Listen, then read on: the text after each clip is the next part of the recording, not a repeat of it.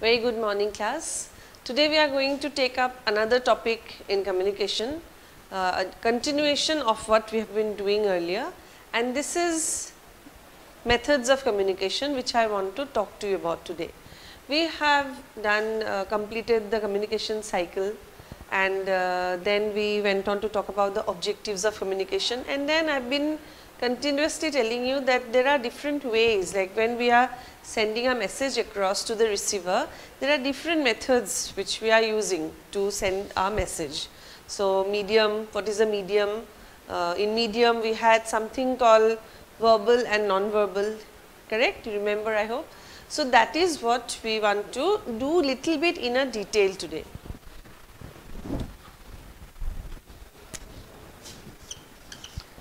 When we say the methods, this is nothing but the medium which we are choosing.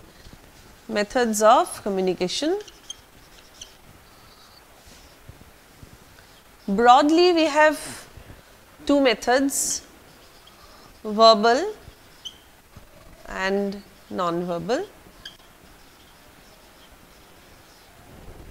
Now, in verbal, as the name suggests, verbal is presence or use of words, and non-verbal, again the name suggests very clearly that there are no words used in any form, either in the oral form or in the written form.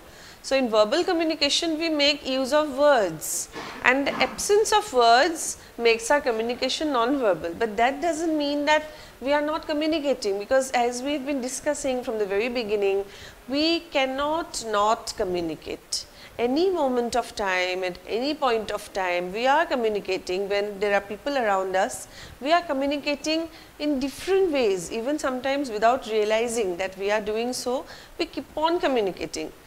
So, presence of word is not a mandatory thing, but then we make use of so many words. And especially in business communication, words are of lot of value, and as well as non-verbal, all the body language codes, the paralanguages, they also have a very important place, but then we cannot deny the importance of words in communication, because when we learn a language, we pay so much attention to the word stock, to the vocabulary, which we use either in the oral form or in the written form. So, in verbal then we have two different types, the oral and the written.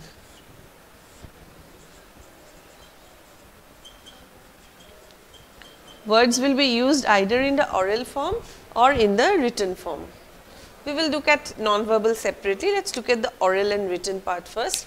Now, in oral communication is little bit informal or casual in comparison to written communication, because written communication, as soon as you write down something, it becomes a kind of commitment which can be a legal document if the time comes. So, oral communication, that is why is like we can keep manipulating even while talking, we can take back our words, we can eat up our words, we can even say sorry, it was a slip of tongue. So many options are there with us, and corrections can happen on the spot. But in written communication, once we write down something, it becomes legally binding on us. We cannot take such things back, and nowadays it's even more dangerous, like when we send our mails. Once we press the send button, the mail is gone. After that, we cannot hold it back or make some changes over there. So, oral communication and written, although both use words, but repercussions are quite different in both the cases. Oral communication is, as I said, is very casual and happens more in case of face-to-face communication, but not only in face-to-face, even the telephonic conversations that we do on mobile phones, which is so common nowadays. Even interviews take place, video conferencing, all these things, where oral communication has a big role to play, and written is all the documentation that we do, all the letters that we write, the mails that we send, everything. Books are written, blogs are written, so many things are happening all around us. Here in both the cases, but in both oral and written, the importance of word plays a very big role. Why do we need to know synonyms of so many words? First of all, we need to know so many words. A vocabulary should consist of minimum this many words, otherwise we cannot have the fluency in that language.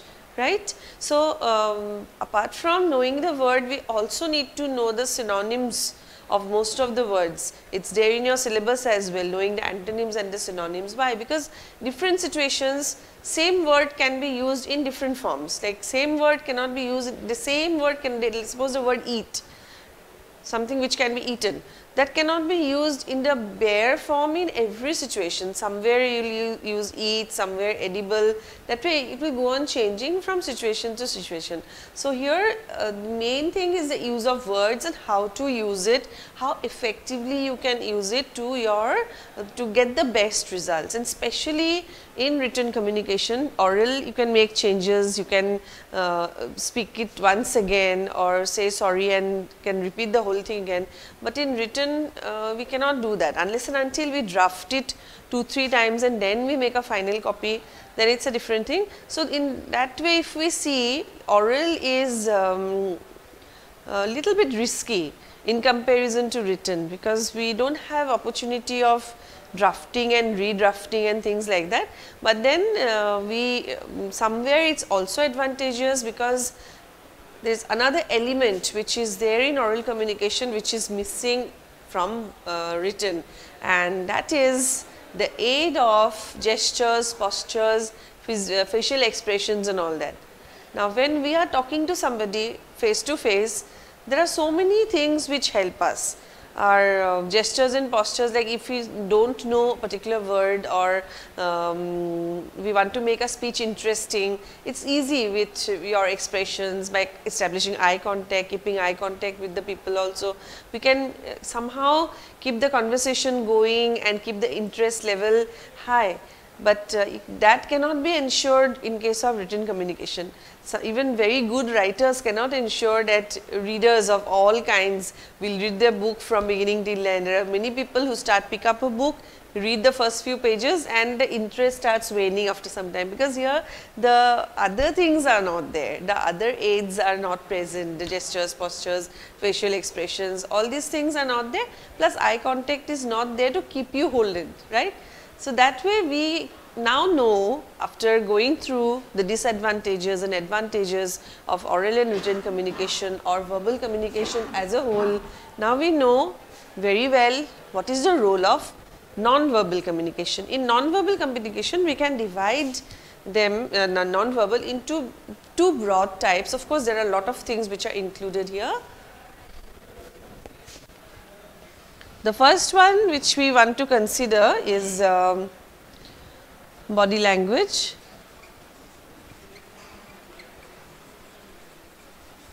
and the second one is paralanguage. In body language, again we have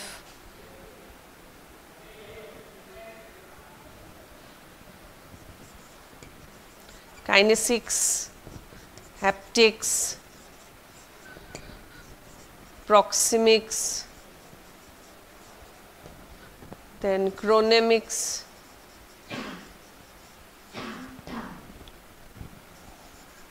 gesture, posture, oculesics. These can be called the codes of non-verbal or codes of body language or codes of non-verbal communication. Lot of things are included over here. Most of the these aids that I was talking about, when we are doing things orally, when you are talking orally, all the aids that we use are body language aids. They all come under mostly these heads, and in paralanguage we have some that we will come to later on. Okay. So, in body language, first of all we can start with the gestures and postures here, because when we look at somebody talking, we immediately notice the use of the limbs, the hands especially. We overall guess, we overall pay attention to the person who is talking in front of us from head to toe, how he is standing, or if in case he is walking, how he is walking. So, from the entire personality of the person standing in front of us, or even sitting and communicating, we keep an eye on each and every detail, and all these movements These are all any kind of movement that happens actually come under kinesics, but we can also talk about gesture and posture in a separate way also, because it's a very wide, it has a very wide application of gestures and postures. The how we put our limbs, rest our hands, or how we stand, whether we stand this way or this way, any other way. We have this, everything has some, conveys some meaning, and if we are observing enough, we will be able to decipher the meanings of all these body language tricks. So, we just need to be little careful and observing, and any movement of our hands and legs, even our eyeballs or the mouth area, on the face, whatever movement is going on, facial expression has a very important place in body language. This movement related things all come under kinesics. Kinesics, the word kinesics come from kinetic, which means movement of any kind, and any movement that we make comes under kinesics. Although I have written oculesics separately, oculesics is the movement of the eyes. Sometimes we shut our eyes, or shut one eye, whatever we do with our eyes, that is related to oculesics, but then it's quite logical that it's very closely related to kinesics. So, every muscle of the face that we move, the frown that comes on our forehead when we are irritated or we are angry, the smile, what kind of a smile it is, whether it's a nice smile like this or a smirk like that is crooked kind of smile where you look down, it means like that the person is looking down upon someone, or irritated with something, or it can have different connotations, different meanings, that very critical of something, then also people don't smile, they smirk. So, any movement of the eyebrows, of the eyes, the forehead area, or the lips of your smile, all this comes under kinesics apart from hands and legs. Next thing is haptics. Now, even something like this, haptics is only related to touch of any kind. Now, even that is included under body language. Why? Because every touch, when we are communicating with people, the kind of the way we touch others or we are touched by others convey a meaning.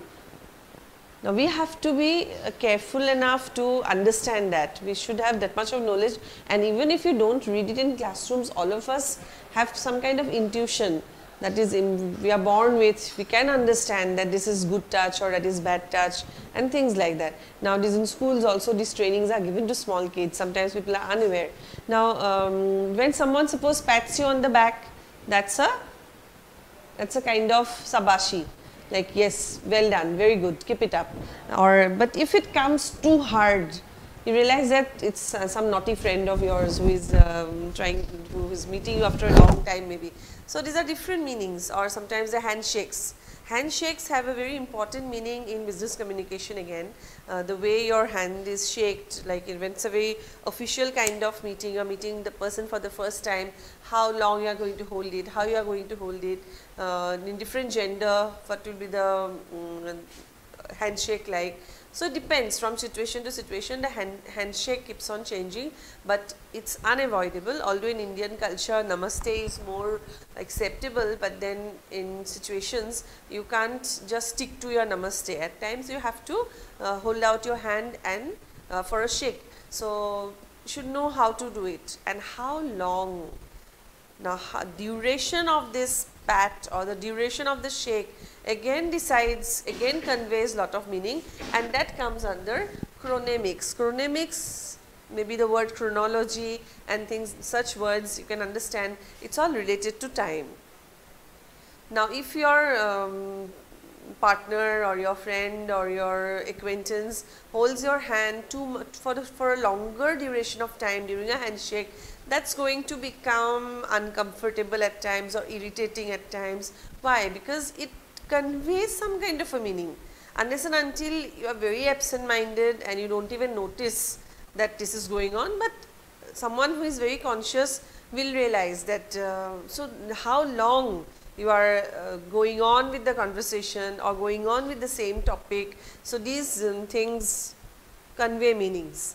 So, you will understand when you are delivering a speech, suppose how long you are going to stick to the same topic without changing, or if you have received a mail, how long you will keep it on hold before you answer it. If you take too long in answering, it might be taken as a negative feedback by the other party, which might be detrimental to your relationship. So, these are things which we need to be careful about. So, this basic minimum knowledge is necessary. Next is proxemics. It comes from the word proximity, means distance, or how far you are from somebody or something. When two people are talking face to face, how much distance will be maintained? That again depends upon the relationship that we share. If it's a purely business meeting and the meeting for the first time, naturally distance will be little more. And when you are in a handshake, or when you are shaking the hand, also when foreign dignitaries, they shake their hands, they have to bow a little because the distance that much is maintained. But when it's your close friend, you come very close. That bow, you will not see the hunch, because you are very close to each other. And when you are very close friends, then you will hold each other and the distance will be even lesser. But when you go to attend political rallies, maybe then you imagine how much of distance is maintained. Or when a celebrity comes on stage, when stages are erected, you will see the height of the stage is quite a lot, and then the distance from the first row to the stage is even quite some feet distance is maintained. Sometimes nothing is kept over there, it is reserved area, or policemen are posted over there. Why? Because that amount of distance is mandatory in those kind of gatherings. So, proximity or the distance matters a lot. It is a non-verbal code, we need to understand its meaning. Rest, I think oculesics has been covered with kinesics, and gesture posture we already discussed. Now, we can move on to paralanguage. Now, apart from these things, when we are talking, with the kind of words we are using, that will come under written and oral, of course, but in paralanguage here words are not used, but apart from words, when how you are using the words, that comes under paralanguage, like volume, the volume of your speech, the pitch, tone of speech, all these things come under paralanguage. Volume, pitch, tone, these are the things which come under signals. Signs and signals which you can see, the traffic signals, like color codes are there, which you can helps you to understand what does it mean to stop or to go. Color codes have a very important place. Now, although we are not talking about words here, but how words are used, what is the volume maintained, or what is the pitch, is it very shrill or a very comfortable one, tone, is it a very angry tone or very comfortable tone, all these matters a lot. The word you leave behind, but these things also have a big role to play in communication, and they may aid verbal communication many a time, but these may stand out separately as a method of communication. So, each one of them are equally important, and we need to pay attention to this, and any doubt you can come up with your questions. I hope things are basically clear. Okay, we will stop the class then over here. Thank you so much.